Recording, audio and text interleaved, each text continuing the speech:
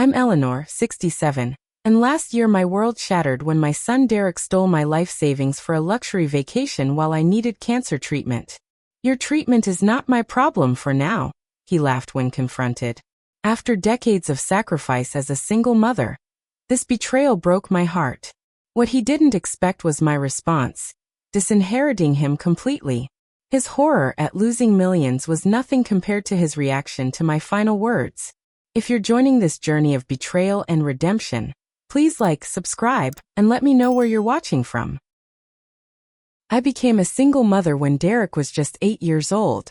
My husband John died suddenly from a heart attack, leaving me to raise our son alone. Those early years were incredibly difficult. I worked 3 jobs just to keep a roof over our heads and food on the table. I was a waitress in the mornings and office clerk during the day, and took night classes to get my real estate license. Sleep was a luxury I couldn't afford, but Derek's future was worth every sacrifice. When I finally earned my license, things began to change for us. I had a natural talent for real estate and quickly built a reputation in our community. By the time Derek was in high school, I had become one of the top-selling agents in our area. We moved from our tiny apartment to a modest house in a good school district. For the first time, I could provide Derek with new clothes, sports equipment, and the occasional vacation. Despite our improved circumstances, I never forgot those lean years. I saved religiously, determined that Derek would have opportunities one never had. When college applications came around, I proudly told my son that his education was fully funded. Every penny saved from extra showings, open houses on holidays, and commissions carefully invested over the years. Derek attended an expensive private university, where he studied finance. I paid for everything: tuition, housing, meal plans, even spending money. Perhaps that was my first mistake. While other students worked part-time jobs, Derek spent his weekends partying. When he called asking for extra money, I always sent it, telling myself he should focus on his studies rather than working. After graduation, Derek landed a job at a prestigious financial firm. I was so proud watching him walk across that stage, thinking of how John would have beamed seeing our son in his cap and gown. Derek was handsome, educated, and had every advantage I could provide. My years of sacrifice had paid off. When Derek was 35, he married Stephanie, a beautiful woman who worked in marketing. From the beginning, something about her made me uneasy. She had expensive tastes and seemed more interested in Derek's potential income than his character. At their wedding, which I paid for despite tradition, Stephanie's mother whispered to me, "Your son is quite a catch." Stephanie always had an eye for men with potential. Over the years following their marriage, I noticed subtle changes in Derek. Our Sunday dinners became less frequent. When they did visit, conversation revolved around their latest purchases or luxury vacations. Stephanie would casually mention friends who had received significant help from their parents for down payments on houses or new cars. Derek began making comments about my home, suggesting I was sitting on too much equity and should consider investing in opportunities he found. I gently declined, explaining that at my age, security was more important than high-return investments. These conversations often ended with tense silences and early departures. By my 65th birthday, I had amassed considerable savings and assets. My home was paid off, I owned several investment properties, and had a healthy retirement fund. I finally retired, looking forward to gardening, traveling, and perhaps some volunteer work. Derek and Stephanie attended my retirement party, though they left early for an engagement at their country club. Then came the diagnosis that changed everything. What I thought was persistent fatigue from decades of hard work turned out to be a serious health condition, requiring expensive specialized treatment. My insurance would cover some costs, but I would need to pay a significant portion out of pocket. Though daunting, I was grateful for my careful financial planning. The savings meant for traveling would now fund my recovery. When I called Derek to tell him about my diagnosis, his initial response seemed supportive. "Mom, I'm so sorry. What can I do to help?" he asked. I explained the treatment plan and costs, mentioning that I might need assistance managing appointments and paperwork during treatment. "You know, Mom, I handle financial planning for clients all the time. Why don't I help you organize your accounts to cover these medical expenses? It'll be more efficient than you trying to manage everything while dealing with treatment," he offered. At the time, his suggestion seemed like a godsend. My mind was foggy with worry about my health, and the thought of having my financially savvy son handle the logistics brought immense relief. I never imagined that this moment of vulnerability would lead to the greatest betrayal of my life. The first round of treatment was scheduled to begin in 3 weeks. My oncologist, Dr. Palmer, emphasized the importance of starting promptly. Eleanor, with this particular condition, time is of the essence. The sooner we begin, the better your prognosis, he explained, his kind eyes serious behind wire-rimmed glasses. I invited Derek to my home the following weekend to discuss financial arrangements. He arrived alone, explaining that Stephanie had a spa appointment she couldn't reschedule. We sat at my kitchen table, the same table where I'd helped him with homework, where we'd shared countless meals, where I'd consoled him through his first heartbreak. Now we were discussing how to fund my fight for survival. The treatment requires a deposit of $30,000, I explained, showing him the paperwork. Then monthly payments of about $8,000. My insurance covers 60% after my deductible. Derek nodded. Reviewing my financial statements with a professional demeanor I found reassuring. Your savings account should cover the initial costs, and we can liquidate some investments for the ongoing treatments if necessary, he said. Let me help you set up a system where I can transfer funds directly to the medical center when needed. That way, you won't have to worry about missing payments while you're focusing on getting better. His thoughtfulness brought tears to my eyes. Despite our growing distance in recent years, in this critical moment my son was stepping up. I signed the necessary authorization forms allowing Derek access to my accounts, grateful that John's son had grown into a man who would care for his mother in her time of need. I've set up automatic alerts so I'll know when payments are due, Derek assured me.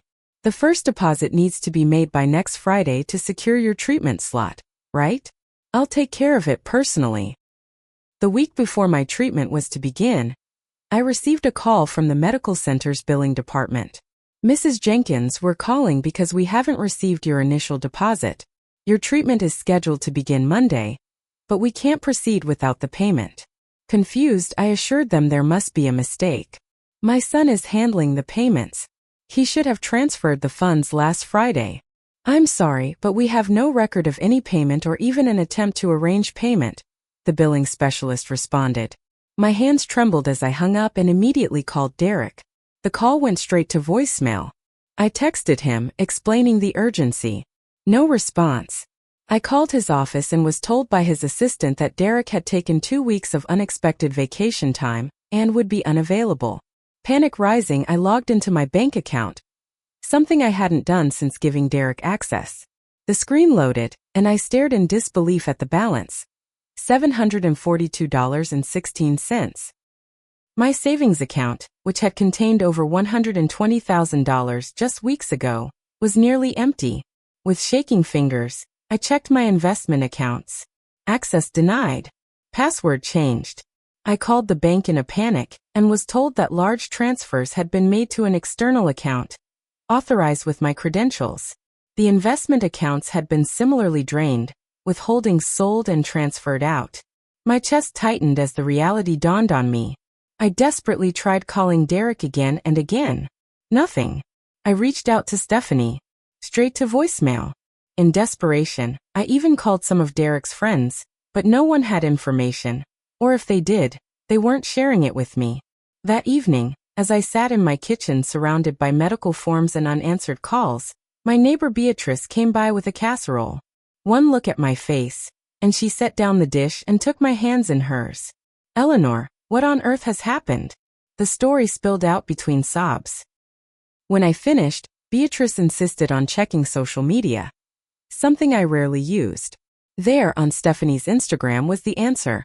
Photos of her and Derek on a beach in Bali, staying in an overwater bungalow at a 5-star resort. The caption read, "Finally experiencing the luxury we deserve. #no budget travel, #5-star everything." The timestamp, 3 days ago, exactly when the payment for my treatment was due. The room began to spin. The betrayal was too enormous to comprehend. My son, my only child whom I had sacrificed everything for, had stolen my money and was vacationing in luxury, while I faced a life-threatening illness without treatment.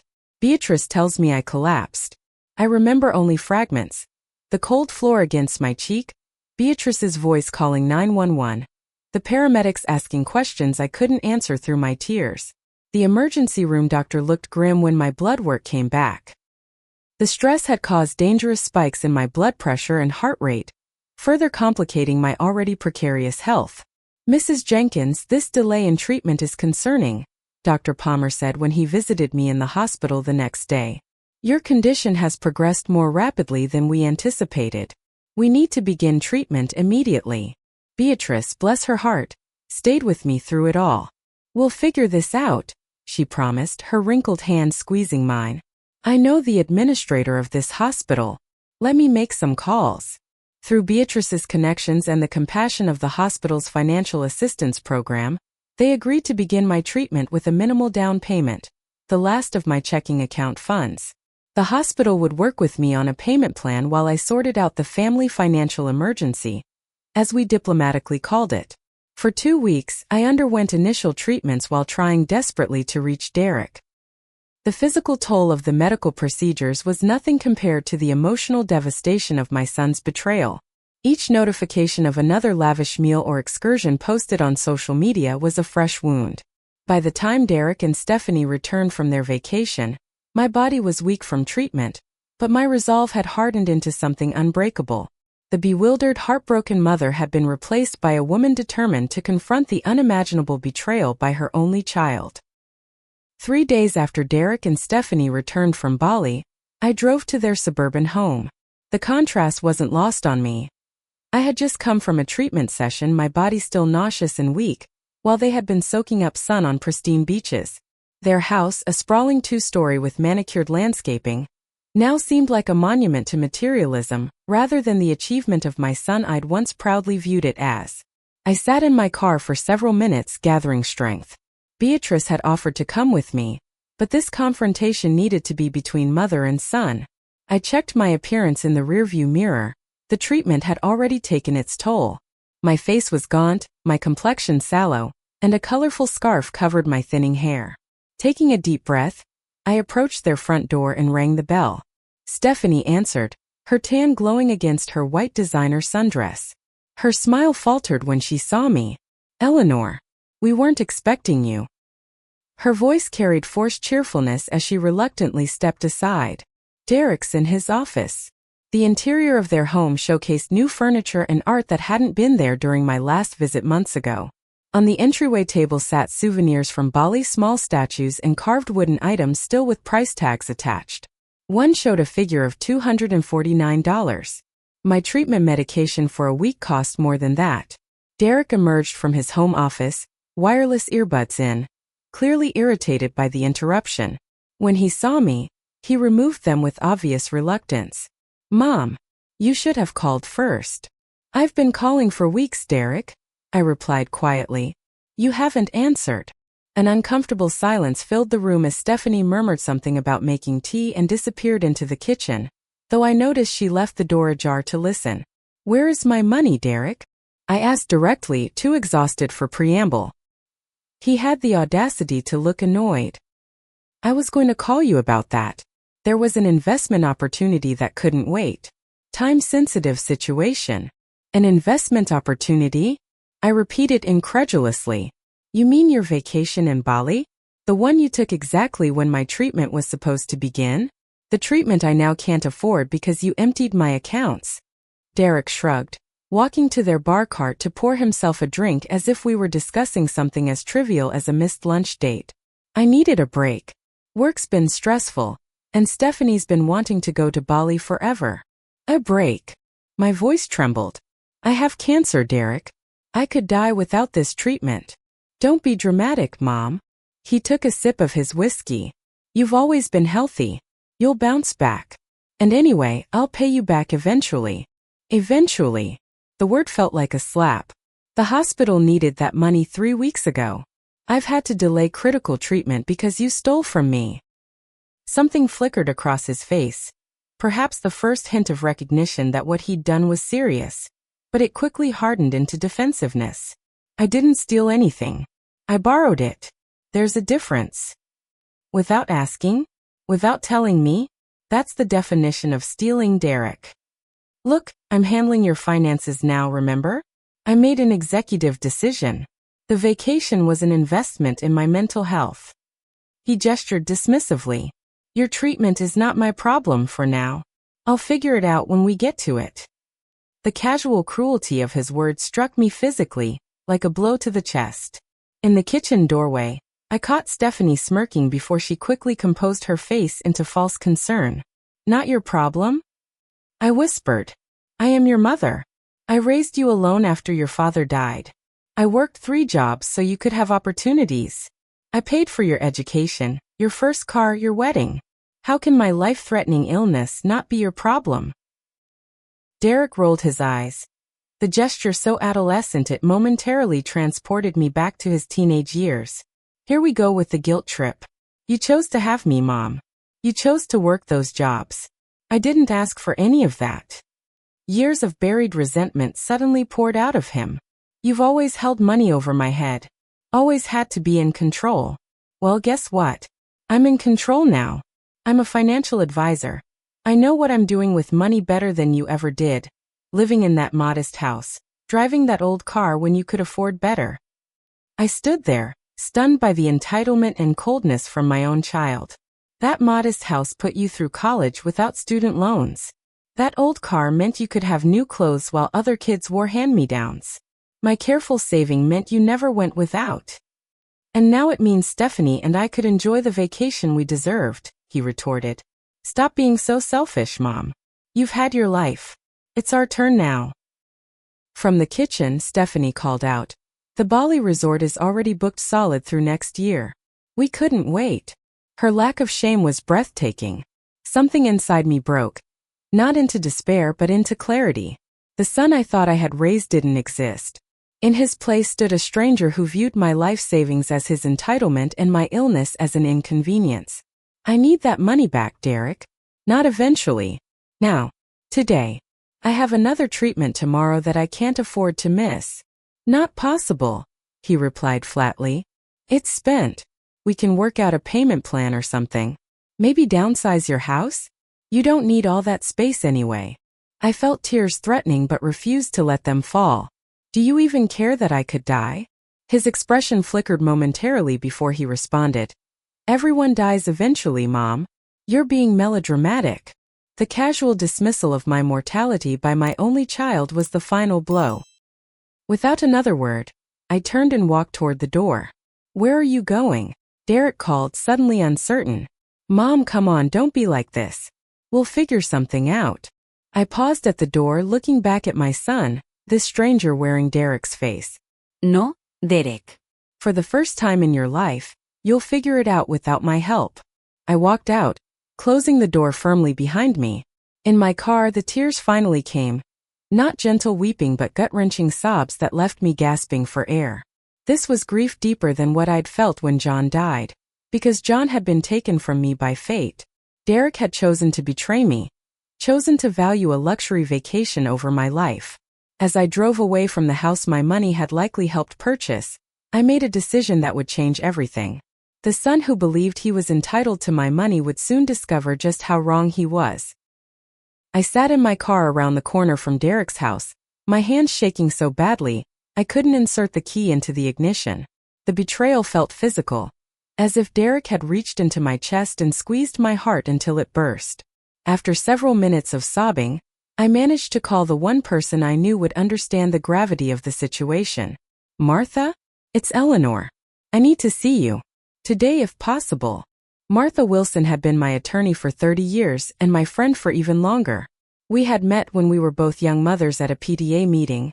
She already established in her legal career while I was still waiting tables and studying real estate. Throughout the years she had handled my business contracts, property purchases, and eventually my will and estate planning. More importantly, she had been there through every major life event: John's death, Derek's graduation, my retirement. 2 hours later I sat in Martha's office, a cup of tea cooling untouched before me as I recounted the whole sordid story. Unlike many people who try to soothe with platitudes, Martha allowed her outrage to show plainly on her face. That little. She began, using a word I'd never heard from her professional lips before. Eleanor, this isn't just immoral. It's illegal. What Derek did constitutes elder financial abuse and theft. We can press charges. The thought of my son in handcuffs, even after what he'd done, made my stomach turn. I don't want him in jail, Martha. Then what do you want? She asked directly, her reading glasses perched on her nose as she studied me. The question hung in the air. What did I want? Justice, certainly. My money back, absolutely. But deeper than that, I wanted acknowledgement of the pain he'd caused, recognition of the years of sacrifice I'd made. I wanted my son back. Not the entitled man who had stolen from me, but the boy who had once made me Mother's Day cards and promised to take care of me when I got old. I want to change my will, I said finally, the words feeling both terrible and right. I want to disinherit Derek completely. Martha removed her glasses, her expression serious. Are you certain? This isn't a decision to make in the heat of emotion. I've never been more certain of anything, I replied. He's made it abundantly clear that he views my money as his already. He's already tried to take it all while I'm alive. I won't give him the satisfaction of receiving anything when I'm gone. Martha nodded slowly. You've built considerable assets, Eleanor. Your primary residence, the investment properties, your retirement accounts, the life insurance policy. We're talking about several $1 million. Who would you want as beneficiaries instead? I hadn't considered this part fully. The hospital that's helping me with my treatment payment plan, for one. Maybe a scholarship fund for single parents trying to get their real estate license? I'll need time to think about the details. We have time for that, Martha assured me. Today, let's focus on the immediate legal steps. First, we need to secure what assets remain. I'll have my associate Justin file emergency orders to freeze any accounts Derek still has access to. Then we'll begin documenting the unauthorized transfers for potential legal action. For the next 3 hours, Martha and I worked methodically through the painful process. We changed passwords, contacted banks, filed fraud alerts, and documented the timeline of events. Martha insisted I file a police report, though I requested they not pursue criminal charges yet. A compromise she reluctantly accepted. The most difficult moment came when Martha handed me the paperwork formally removing Derek as my heir. The document was only a few pages long, but it represented the severing of my last tie to the son I had raised. My hand trembled as I signed my name on the line, officially disinheriting my only child. We should discuss who you'd like as your healthcare proxy now that Derek is no longer suitable, Martha suggested gently. Given your current health situation, it's important to have someone you trust making decisions if you become unable to. The question highlighted how truly alone I was. After some thought, I asked if Martha herself would consider taking on the role. She agreed immediately, her eyes suspiciously bright behind her professional demeanor. Eleanor, I've known you for more than 30 years, she said as we concluded our meeting. You are the most generous, hardworking person I've ever met. What Derek has done is unforgivable. Don't let anyone make you feel guilty for protecting yourself. On the drive home, the weight of the day's decision sat heavily on my shoulders. I had never imagined that at 67 battling cancer, I would also be fighting betrayal from the person I loved most in the world.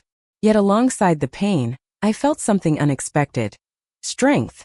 For decades, my life had revolved around providing for Derek, protecting Derek, loving Derek. Now, for the first time, I was choosing to protect myself. As difficult as the day had been, I slept soundly that night, the sleep of someone who has faced their worst fear and survived. The mother in me grieved for what felt like the death of my relationship with my son, but the woman in me recognized that sometimes letting go is the only way forward. The next morning, I received a call from the hospital's financial office. Thanks to Martha's swift action and some legal pressure, they had arranged for my treatments to continue under a hardship program while we sorted out the financial issues. I wouldn't have to miss another critical treatment. As I hung up the phone, I caught sight of my reflection in the window, thin from illness, eyes tired from crying but standing straight. The road ahead would be difficult both medically and emotionally, but I would walk it on my own terms. Derek had taken my savings, but he hadn't taken my dignity or my resolve. Those, I was learning, were worth far more than any inheritance. The weeks following my confrontation with Derek and the legal changes with Martha became a blur of medical appointments, paperwork, and emotional processing. With Martha's help, I made the difficult decision to sell 2 of my investment properties to fund my ongoing treatment. The properties had been part of my retirement plan, but circumstances had changed everything. My focus now was survival, both physical and financial. Derek made several attempts to contact me in those early weeks. His text messages evolved from defensive, "You're overreacting," "It was just a loan," to manipulative, "If you're really sick, you need family support," to finally showing concern about his inheritance. "We need to discuss the estate planning. I've counted on that for my future." I followed Martha's advice and kept all messages but responded to none. My 3rd week of treatment, I met Amanda Lewis in the hospital waiting room. At 59, she was younger than me but fighting a similar diagnosis. Unlike me, she came to every appointment alone. "My family all lives out of state," she explained when I asked if someone was joining her. "My sister tries to fly in for the big appointments, but she has kids and a job. Most days it's just me." We began sitting together during our treatment sessions, sharing stories, fears, and eventually even some laughter. Amanda had been an elementary school principal before her diagnosis, and her warmth and organizational skills created an instant bond between us. When I finally shared the story of Derek's betrayal, her outrage on my behalf felt healing. "Family is supposed to show up when things get tough, not rob you blind," she said indignantly. "Blood relation doesn't give anyone the right to treat you that way." Through Amanda, I learned about the hospital's support groups. Initially reluctant, I finally attended a session for patients dealing with family estrangement during illness. Sitting in that circle of strangers who understood exactly what I was experiencing broke something open inside me. I wasn't alone in my pain. I wasn't the only mother whose child had failed her when it mattered most. Group leader Teresa shared research showing that family estrangement was far more common than most people realized. "Many people suffer in silence because of the shame," she explained. "But there's no shame in setting boundaries even with family. Especially with family." Week by week, as the treatment slowly began to work on my cancer, these connections worked on my spirit. Beatrice became a daily presence in my life, checking in each morning and often bringing homemade soup or fresh bread. Amanda and I coordinated our treatment schedules so we could drive together. The support group became a Wednesday night fixture in my calendar. Derek's communications took on a new tone around the 2-month mark. "Mom, I tried to make a payment toward your medical bills, but the hospital said they can't discuss your account with me anymore. Have you removed me as your emergency contact?" I didn't respond, but his message confirmed that Martha's legal work had been thorough. All my medical and financial information was now protected from his access. It was a small victory, but it felt significant. 3 months into my treatment, Dr. Palmer delivered cautiously optimistic news. "The cancer is responding well to treatment," he said, reviewing my latest scans. "It's not gone, but it's significantly reduced. You're doing remarkably well, Eleanor, especially considering the delayed start and the stress you've been under." That evening, I received a lengthy text from Derek that revealed his true concerns. "Mom, I've been thinking about the future. When you're better, we should discuss the inheritance situation. Stephanie and I have been planning based on certain financial expectations. It's only fair that you maintain the arrangements we've discussed over the years." The audacity was breathtaking. Even now, his primary concern was what he would get when I died. Not my health, not making amends, not returning what he'd stolen.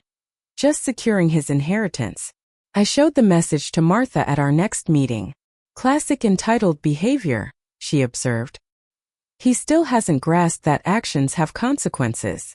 During my 5th month of treatment, I began volunteering at the hospital's patient resource center during my stronger days.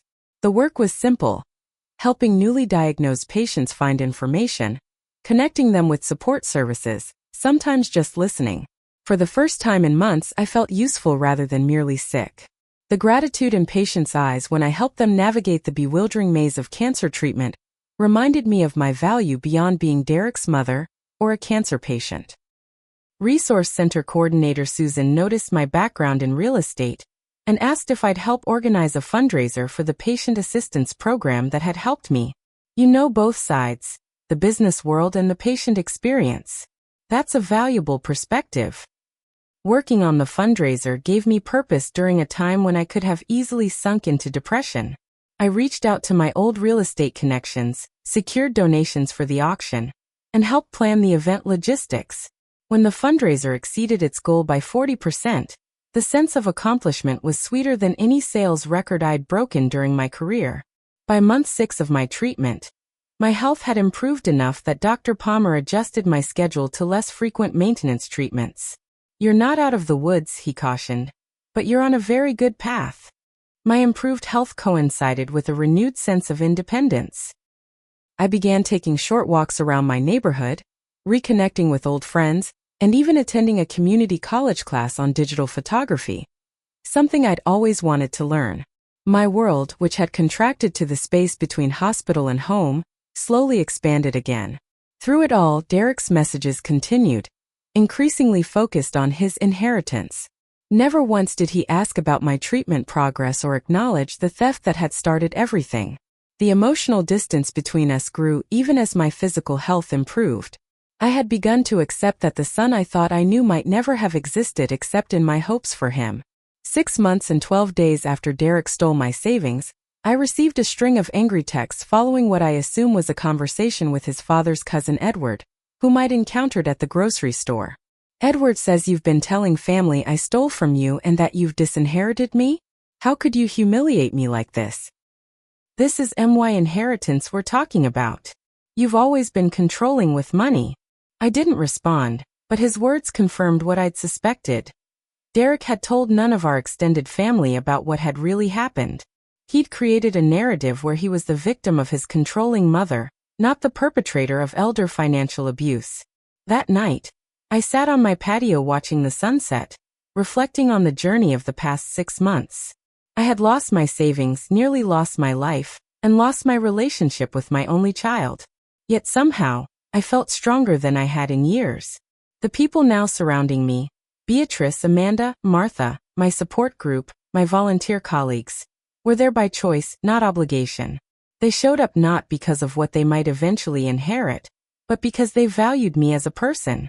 As painful as Derek's betrayal had been, it had forced me to rebuild my life on my own terms.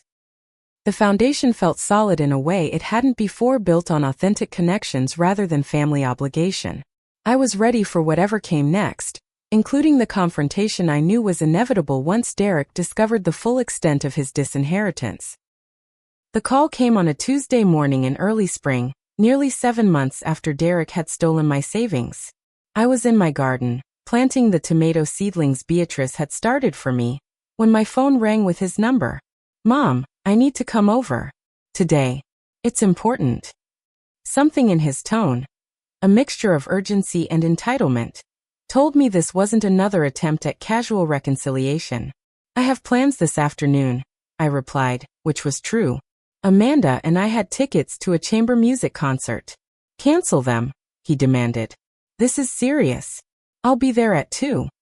Before I could respond, he hung up. The old Eleanor might have immediately rearranged her schedule to accommodate Derek's demands. The new Eleanor called Amanda and confirmed our concert plans remained unchanged.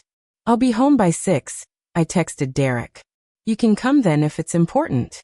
His response was immediate and angry. "This can't wait until 6. It's about the Harrison property."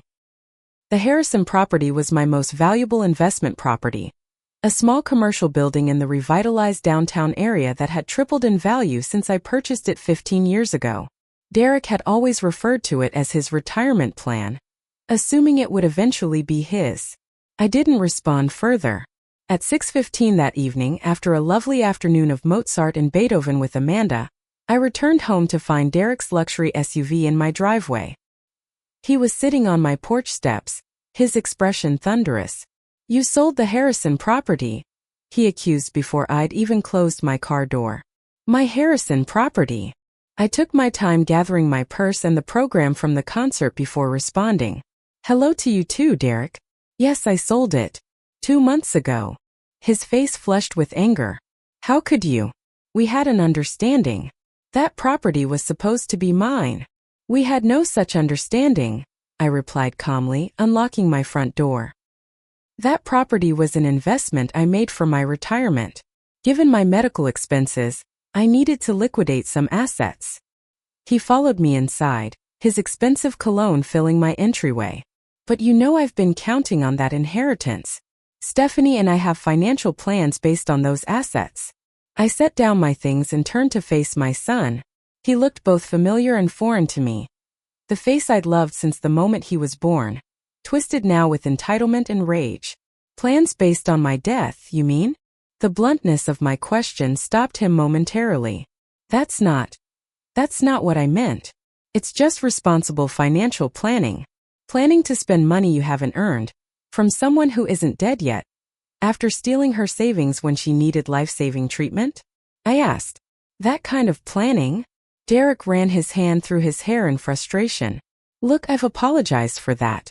It was a misunderstanding. I always intended to pay you back. Have you paid me back? I asked. Any portion of it? His silence was answer enough. Derek, why are you really here? It can't just be about the Harrison property. You could have learned about that sale from county records weeks ago. He paced my living room, looking at the changes I'd made in recent months: new slipcovers, rearranged furniture, walls freshly painted. Signs of my recovery and renewed independence. Edward said something else. He finally admitted. He said you've been telling people you've disinherited me. That can't be true. You wouldn't do that to your only son. The moment had arrived sooner than I'd expected. I'd imagined this confrontation happening later, perhaps after I'd received a completely clean bill of health. But perhaps now was perfect. I was strong enough to stand my ground but still visibly affected by the illness his actions had exacerbated. I've made some changes to my estate planning, I acknowledged. Given recent events, it seemed prudent. Derek stopped pacing, his face paling. What kind of changes? Substantial ones. You can't be serious, he said, laughing nervously. After everything we've been through? After all these years? You're just cutting me off. After everything we've been through, I repeated softly. Yes, that's exactly why. He began arguing, his voice rising. This is ridiculous. I'm your son, your only child. Everything you have should come to me. That's how it works. That's not how it works, Derek, I said. Inheritance isn't a right. It's a gift. And gifts are given to those who show love, respect, and care. Not to those who steal and then disappear when you're fighting for your life. I made one mistake, he shouted. One financial decision you didn't agree with. You stole my savings when I needed cancer treatment. I corrected him. You prioritized a luxury vacation over my life. That's not a disagreement about money. That's a revelation of character. The doorbell rang, interrupting his response. I'd almost forgotten that Martha was coming by with the finalized trust documents. The timing was either terrible or perfect, depending on one's perspective. I opened the door to Martha, whose experienced legal eye immediately assessed the situation. I can come back another time, Eleanor, she offered. No need, I assured her. Derek and I were just discussing the changes to my estate planning. Your timing is actually quite helpful. Derek recognized Martha from the few times they'd met over the years. You're behind this, aren't you? He accused. Convincing my vulnerable mother to cut me out when she's sick and emotional. Martha's professional demeanor didn't falter. Mr. Jenkins, I've been your mother's attorney for 30 years. My ethical obligation is to execute her wishes, not create them. And I would be careful about suggesting your mother is mentally incompetent to make her own decisions. Such accusations without medical evidence can constitute elder abuse in this state. Derek's face flushed again. This is insane. I'm talking to my own mother about my inheritance.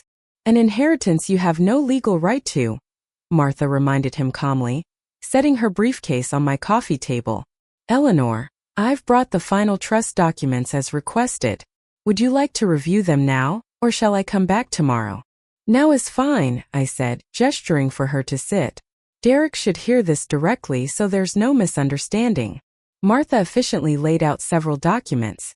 As we discussed, the Harrison property sale proceeds have been placed in the trust for the hospital's patient assistance program.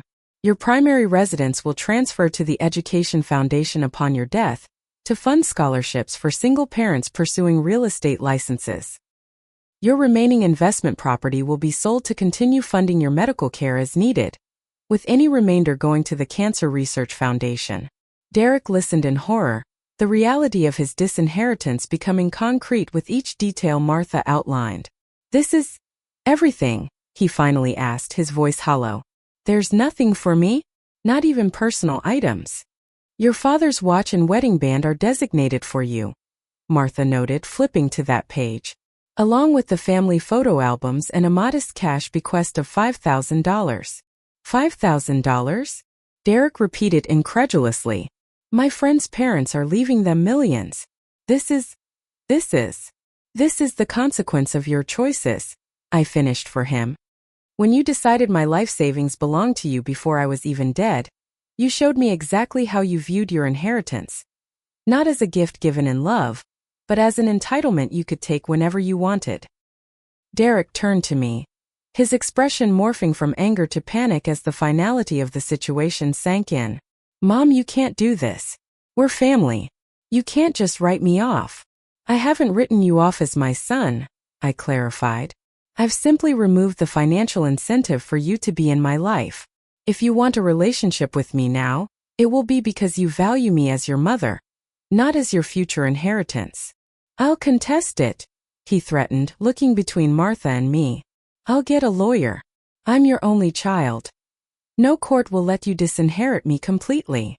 Martha's expression remained professional but firm. "Mr. Jenkins, your mother has documented your financial abuse extensively. We have bank records, text messages, and witness statements regarding your theft of her savings when she needed cancer treatment, your subsequent luxury vacation during that time, and your continued failure to repay any portion of those funds. Should you contest the will, all of that evidence will become court record. Additionally, your mother has undergone comprehensive cognitive evaluation, confirming she is of sound mind making these decisions. I would strongly advise against litigation." Derek looked stunned, as if he genuinely hadn't considered that his actions would have permanent consequences. "This can't be happening," he muttered. "It already has happened," I said gently. "The question now is what happens next between us as mother and son, not as benefactor and heir." His face hardened again. "You think you're teaching me some kind of lesson? All you're doing is destroying our family. Our family was damaged the moment you decided your vacation was more important than my life," I replied. "But it was broken beyond repair when you showed no remorse afterward." Derek grabbed his keys from his pocket. "Stephanie was right about you all along. You've always used money to control everyone around you." "Well, congratulations. You've made your point. I hope your precious charities keep you company in your old age, because I'm done." As he stormed toward the door, I called after him, "Derek." He paused but didn't turn around. "A mother's love is unconditional, but respect and trust must be earned. Money can be replaced, but trust once broken is much harder to repair." He didn't respond, slamming the door behind him so hard that the frame shook. Through the window, I watched him speed away in his luxury SUV, likely financed in part by my stolen savings. Martha placed a comforting hand on my shoulder. "That went about as well as could be expected," she said pragmatically. "Are you all right?" I was surprised to discover that I was. The confrontation had been painful but clarifying. For months, I'd carried the dual burdens of illness and betrayal. Now, at least one of those weights felt lighter. I had spoken my truth and stood firm in my decisions. Whatever happened next would be on new, more honest terms. "I'm better than all right," I told Martha. "For the first time in a very long time, I feel free." A week passed with no word from Derek. I focused on my recovery, both physical and emotional, throwing myself into volunteer work at the hospital and tending to my garden, which had become a metaphor for my life, clearing out what no longer served me, nurturing new growth, finding beauty in the process of renewal. 10 days after our confrontation, my doorbell rang late one evening. I wasn't expecting visitors, and caution made me check through the peephole before opening the door. Derek stood on my porch, looking different than he had during our last encounter. His normally immaculate appearance was disheveled, his expression haunted rather than angry. I opened the door but remained in the threshold. "Derek." "Can I come in?" he asked, his voice lacking its usual confidence. "Please? I just want to talk." Wary but curious, I stepped aside to let him enter. He walked into the living room but remained standing, as if unsure of his welcome. "Stephanie left me," he said abruptly. "She moved out 3 days ago." This wasn't what I had expected. "I'm sorry to hear that." "Are you?" he asked, not accusingly but genuinely curious. "After how she behaved about all this?" "I'm sorry for your pain," I clarified. "Never for the removal of negative influences from your life." He nodded slowly, then reached into his pocket and pulled out an envelope. "This is for you. It's not everything, not yet. But it's a start."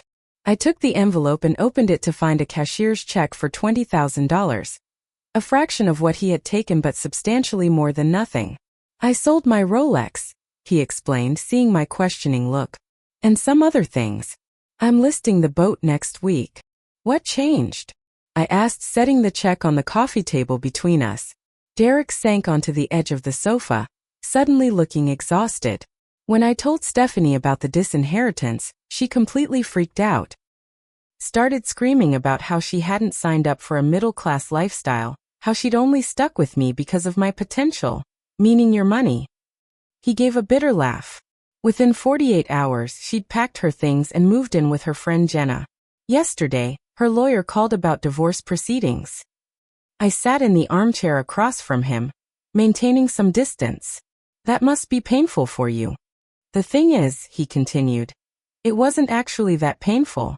Watching her leave, I realized our entire relationship had been transactional. She wanted status and money. I wanted a trophy wife who impressed my colleagues." He looked up at me. "Sound familiar?" The parallel to how he had treated me, as a source of funds rather than a person to love, wasn't lost on either of us. "When I left here last week, I was furious," he admitted. "I drove around for hours, blaming you for everything. Then I went home and Stephanie started in about how we needed to contest the will, how we should hire a lawyer to prove you're mentally incompetent." He shook his head.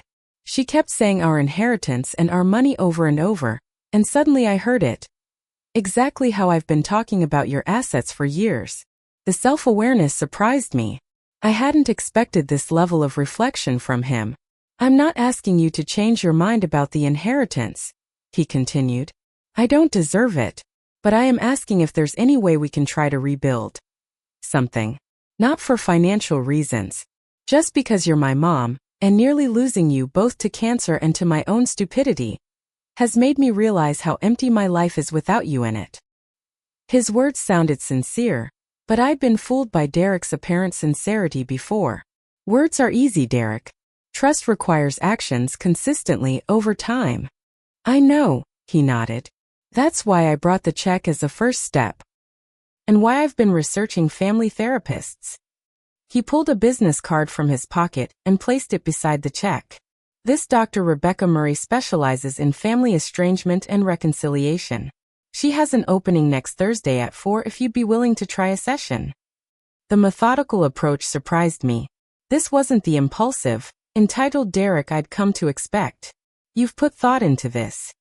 "For the first time in a long time," he acknowledged. "Maybe ever." I picked up the therapist's card, considering. "I can't promise anything, Derek. The damage runs deep." "I know," he said quietly. "And it's damage I caused. But if you're willing to try, I'd like the chance to show you that I can be better than I've been." I studied my son's face, the face I'd known and loved since he was placed in my arms as a newborn. Behind the grown man's features, I could still see traces of the little boy who had once looked at me with complete trust and love.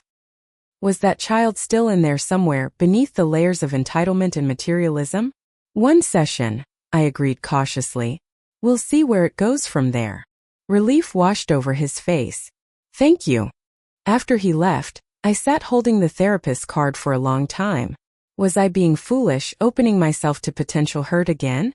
Or would denying this chance at reconciliation be its own kind of failure? I decided to call Martha and Amanda the next day for their perspectives, but for now, I allowed myself to feel a cautious flicker of hope. The following Thursday, I arrived at Dr. Murray's office 5 minutes early to find Derek already in the waiting room. He stood when I entered, his normally confident demeanor replaced by evident nervousness. Dr. Murray, a compassionate woman in her 50s, created a space where difficult truths could be spoken safely. Derek, to my surprise, held nothing back, admitting to years of entitlement, the deliberate theft of my savings, and his failure to consider the impact on my health. I convinced myself it wasn't really stealing because I would inherit it eventually anyway, he confessed. I didn't let myself think about Mom as a person who needed that money to live, just as a source of funds that had always been available to me. Over the following weeks, our therapy sessions continued. Progress wasn't linear. There were setbacks, arguments, moments when old patterns threatened to reassert themselves. But slowly, something new began to emerge from the ashes of our former relationship. 2 months into our therapy journey, I invited Derek to accompany me to the hospital for the fundraiser I had helped organize for the patient assistance program.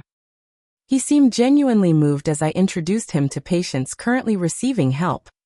People whose lives were being saved by programs like the one his stolen money had nearly prevented me from accessing. I never really thought about where the money went, he admitted afterward. All those years in finance, and I never connected dollars to actual human needs. Perhaps the most significant moment in our healing process came the day Derek attended my volunteer program graduation ceremony at the hospital. I had completed 500 hours of service in the Patient Resource Center and was receiving a certificate of recognition. As I accepted the small acrylic plaque, I spotted Derek in the audience, actually paying attention rather than checking his phone as he would have in the past.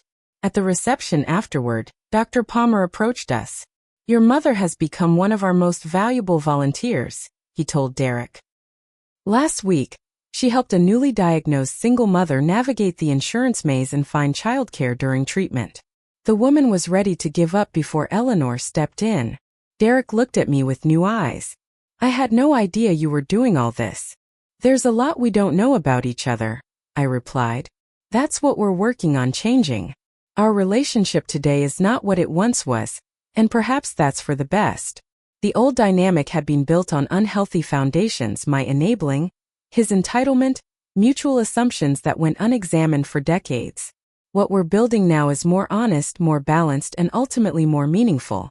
Derek has found a job with a smaller firm that focuses on helping middle-class families with financial planning. A significant pay cut from his previous position, but work he says gives him purpose. He's begun volunteering himself, teaching financial literacy at the community center on weekends. Small changes perhaps, but significant ones. My health continues to improve, though Dr. Palmer reminds me that vigilance will be necessary for years to come. I've maintained my volunteer work and recently agreed to serve on the Hospital Foundation's board, where my experience in both business and as a patient offers valuable perspective. The inheritance issue remains settled. My assets will still go to the causes and institutions that supported me when I needed it most. Derek understands and accepts this decision now, recognizing that earning back trust doesn't automatically mean earning back financial benefit. Some consequences are permanent, as Dr. Murray helped us both understand. What I've learned through this journey is that family isn't just about blood relation or legal ties. Family consists of the people who show up when you need them most. The Beatrices and Amandas who drive you to treatments, the Marthas who protect your interests, the medical teams who fight for your life, the support groups who hold space for your pain. Sometimes family includes biological relatives who find their way back to authentic connection after losing their way. Sometimes it doesn't. The value lies not in the relationship label, but in the genuine care and respect demonstrated consistently over time. If you're facing betrayal from someone you love, remember that setting boundaries isn't selfish. It's necessary for healing. Trust your instincts about who deserves a second chance and who does not. Create the family you need, whether related by blood or by choice. I'd love to hear your thoughts on family relationships and setting boundaries. Have you ever had to rebuild trust with someone who hurt you deeply? What helped you through that process? Please share in the comments below. And if this story resonated with you, consider subscribing to hear more real-life journeys of resilience and redemption. Thank you for joining me today, and remember, your worth isn't determined by how others treat you, but by how you choose to rise after falling.